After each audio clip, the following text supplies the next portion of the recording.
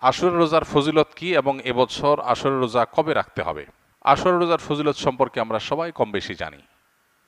নবী করিম সাল্লাল্লাহু সাল্লাম থেকে প্রসিদ্ধ হাদিস রয়েছে, সহিহ মুসলিমে বর্ণিত হয়েছে। আবু কাতাদা রাদিয়াল্লাহু তাআলা বর্ণনা করেছেন যে নবীজি ইরশাদ করেছেন, সিয়ামু ইয়াউমি আশুরা আহতাসিবু আল্লাহি আন ইউকাফিরা আস-সানাতাল্লাতী ক্বাবলাহ।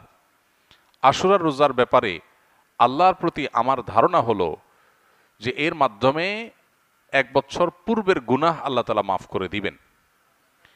এবং আশুরার এই রোজা এটা কতদিন যাবৎ পৃথিবীতে রাখা হচ্ছে সেটার উত্তর হলো মুসা আলাইহিস সালামের সময় থেকে রাখা হচ্ছে।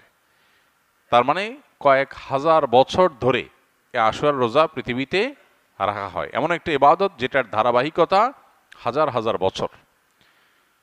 তো এই আশুরার রোজা রাখার গুরুত্ব অপরিসীম।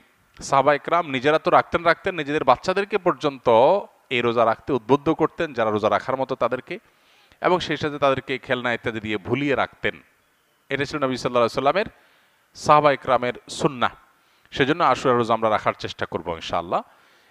এই বছর আশুরা রোজা আমরা কখন রাখব সেটার উত্তর হলো, আজ বাংলাদেশে এবং এ অঞ্চলে যেহেতু একদিন পরে চাঁদ দেখা যায় মিডল ইস্টের তুলনায়, সো আমাদের এখানে আজ ৮ই মুহররম।